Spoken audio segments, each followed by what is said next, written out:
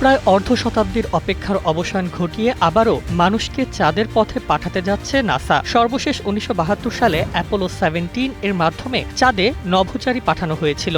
দীর্ঘ ৫৩ বছর পর নতুন করে মানবসহ চন্দ্রাভিযানের দ্বার খুলেছে যুক্তরাষ্ট্র। আর্টেমিস 2 অভিযানের আওতায় ফ্লোরিডা থেকে ৪ নভোচারী মহাকাশ যাত্রা শুরু করবেন। এই মিশনে রয়েছেন Reid Wiseman, Victor Glover, Christina Koch এবং কানাডার জেরেমি হ্যানসন। প্রায় ১০ দিনের এই অভিযানে মহাকাশযানটি চাঁদের কক্ষপথ প্রদক্ষিণ করে পৃথিবীতে ফিরে আসবে।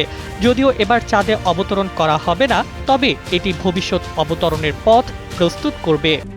RICL TMX, যুগের পর যুগ স্থাপনা থাকে মজবুত।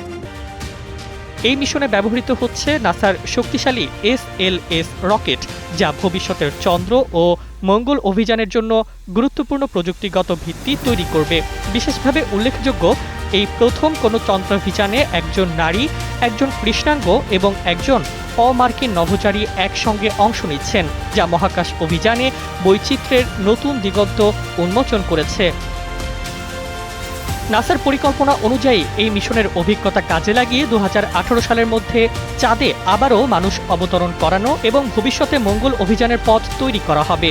সব মিলিয়ে ৫৩ বছর পর এই ঐতিহাসিক প্রত্যাবর্তন শুধু চাঁদের পথে নয়, মানব সভ্যতার মহাকাশ যাত্রায় এক নতুন অধ্যায়ের সূচনা।